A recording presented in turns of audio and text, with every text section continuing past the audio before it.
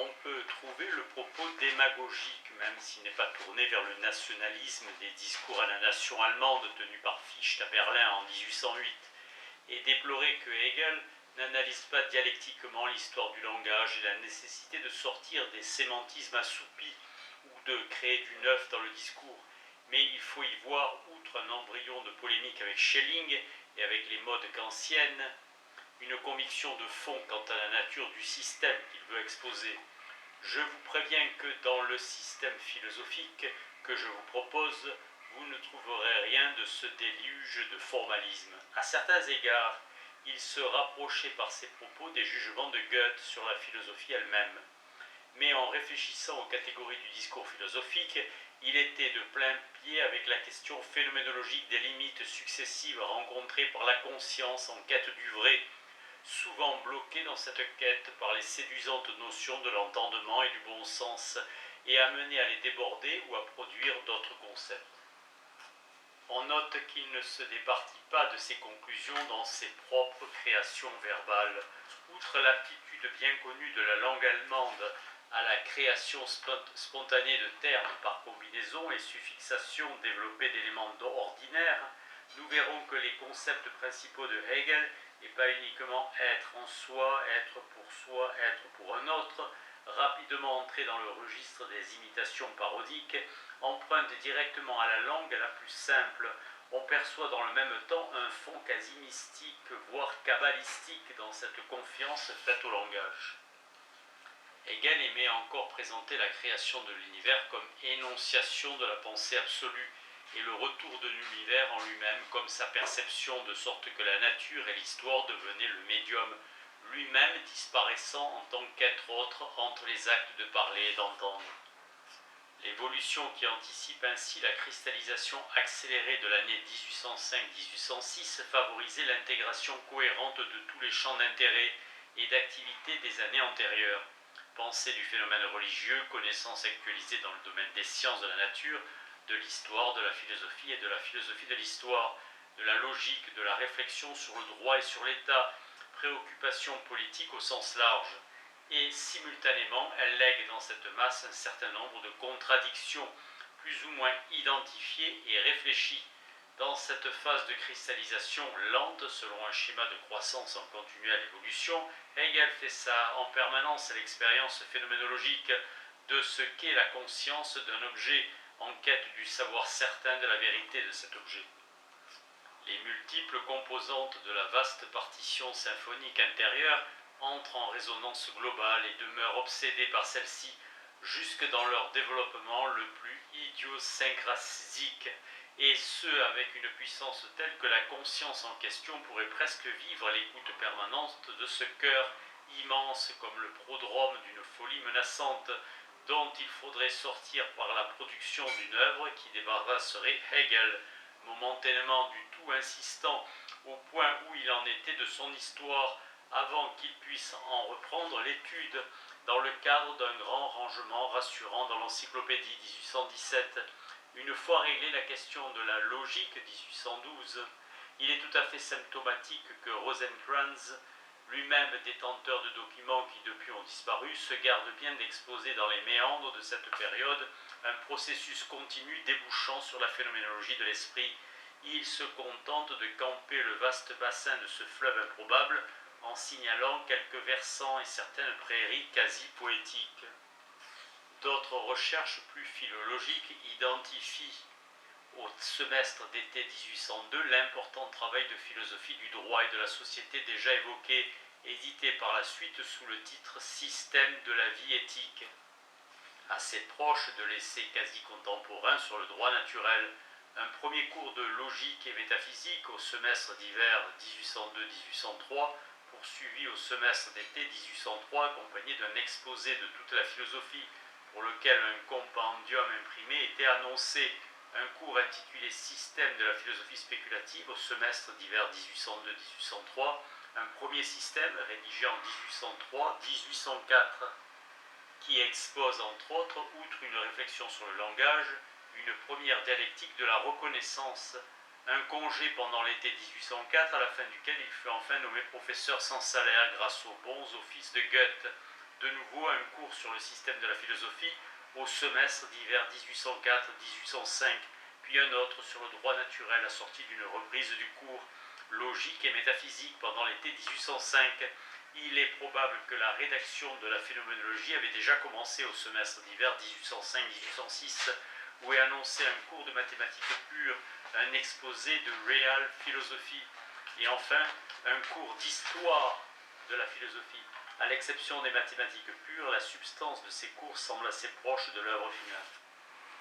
De tout ce travail, il ressort qu'à l'aube de la rédaction de la phénoménologie, les axes innovants de celle-ci avaient peu à peu été mis en place, notamment ceux du dépassement définitif de la pensée de Schelling, et par ailleurs que la trame logique qui sous-tend l'ouvrage de chapitre en chapitre y était déjà constituée elle aussi.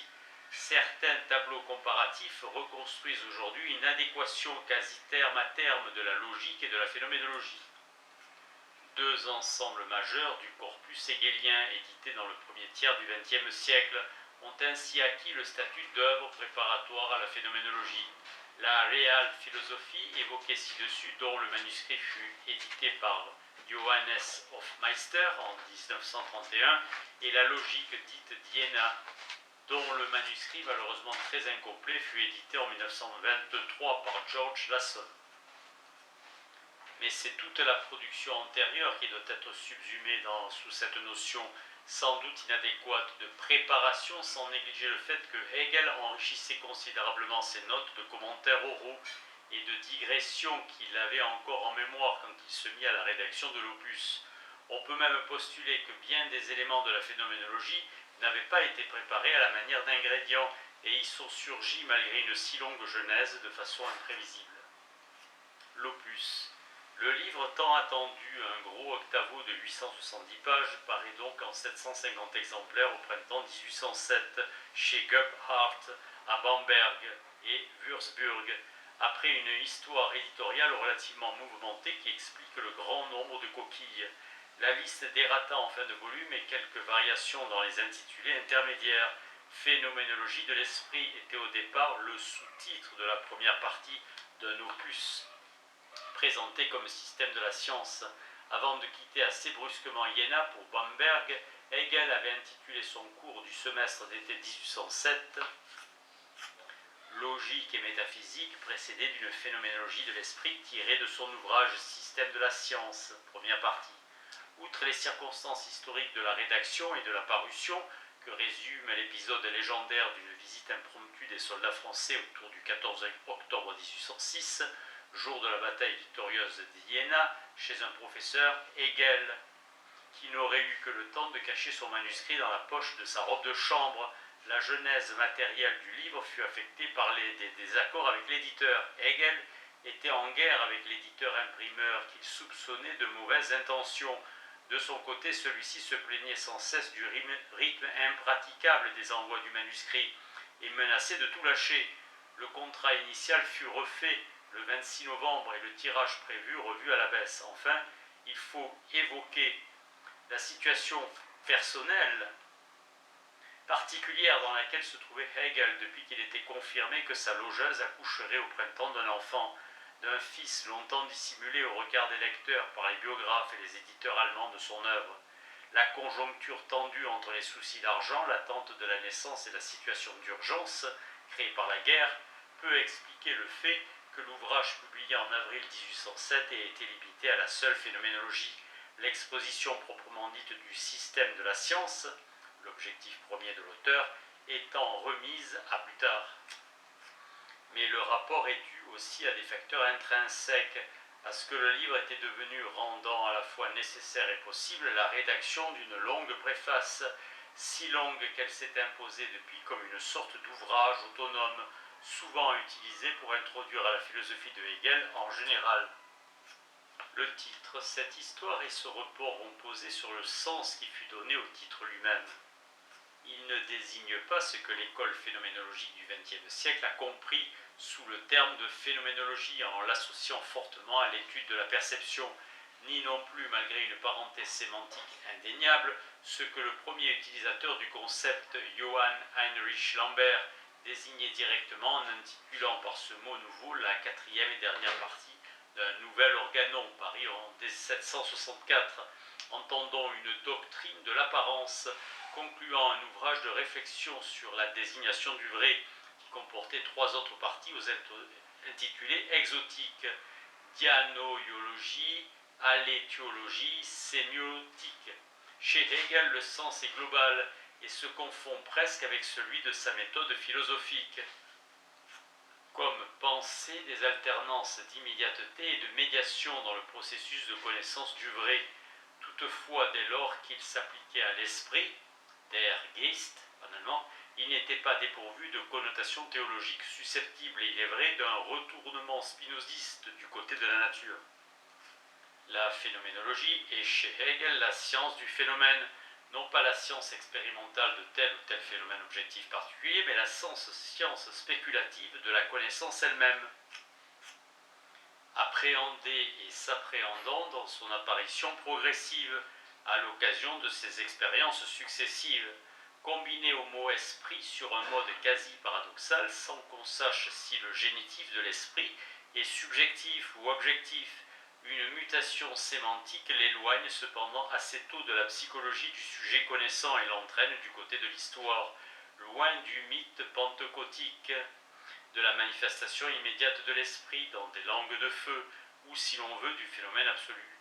À certains égards, le titre était aussi scandaleux pour les théologiens, a fortiori en pays protestant, que le Deus sive natura, Dieu ou la nature de Spinoza.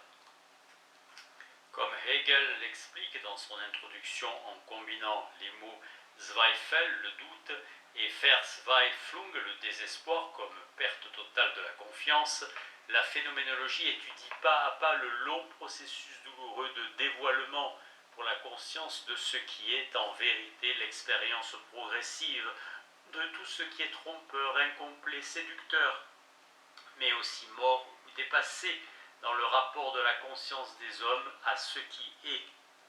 Elle observe les vérifications sceptiques de plus en plus complexes auxquelles procède une humanité de plus en plus spirituelle, produisant depuis l'Antiquité la plus lointaine des objets du savoir de plus en plus riches de détermination, jusqu'au moment où l'homme conscient pense en avoir terminé avec les vérifications et la vérification des vérifications et peut à l'époque moderne prétendre énoncer le vrai en soi et pour lui-même, sans redouter que ces doutes débouchent sur l'épreuve du désespoir.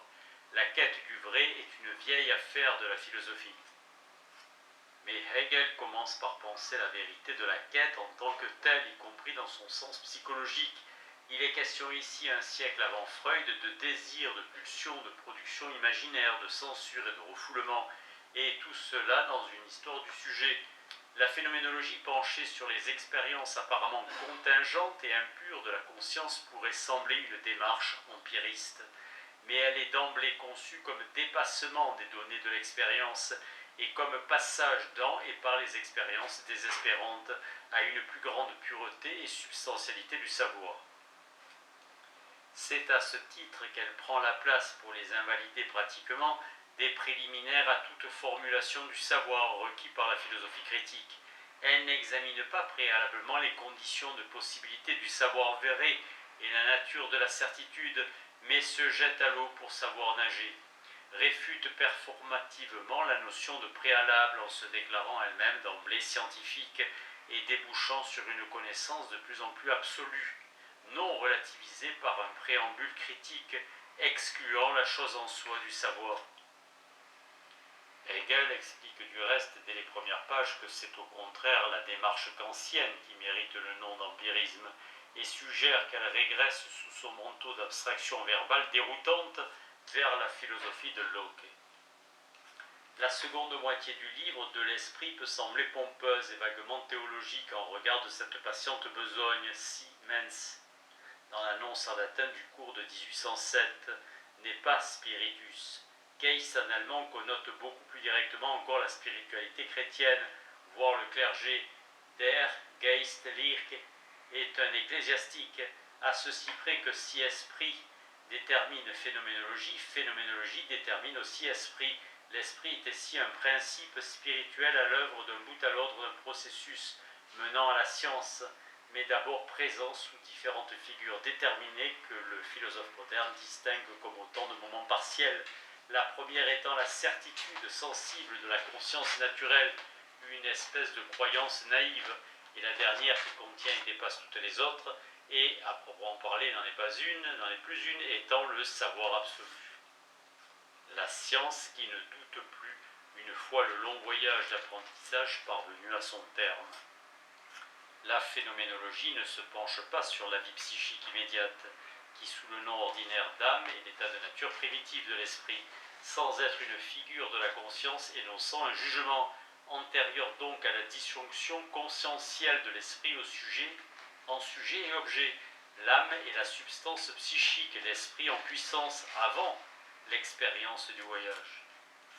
Sur certains exemplaires reliés de l'édition originale, on a retrouvé immédiatement intercalé après la préface un titre intermédiaire qui remplace et traduit à la fois en langage ordinaire le mot phénoménologie. Au lieu de science de la phénoménologie de l'esprit, on trouve, première partie, science de l'expérience de la conscience. Il semble que ce soit bien l'intertitre original, et il se peut que Hegel ait ensuite préféré aligner le titre intermédiaire sur le titre général de l'ouvrage, mais le lecteur perdait là une indication intéressante. La langue allemande associe en effet explicitement l'expérience au voyage. Expérience se dit Erfahrung du verbe erfahren, qui connote via le verbe fahren le déplacement, le voyage, le mouvement d'un point à un autre. Erfahren qui signifie à l'origine rechercher en voyageant. C'est toujours découvrir quelque chose qu'on ne savait pas encore et donc apprendre. Aucune notion d'expérimentation délibérée n'y vient parasiter, comme c'est hélas le cas en français dans le mot français expérience, ce sens d'aventure dans un espace-temps scandé d'un bout à l'autre du livre par les adverbes suggérant l'attente, seulement, nur, ne pas encore, noch nicht, et seulement alors,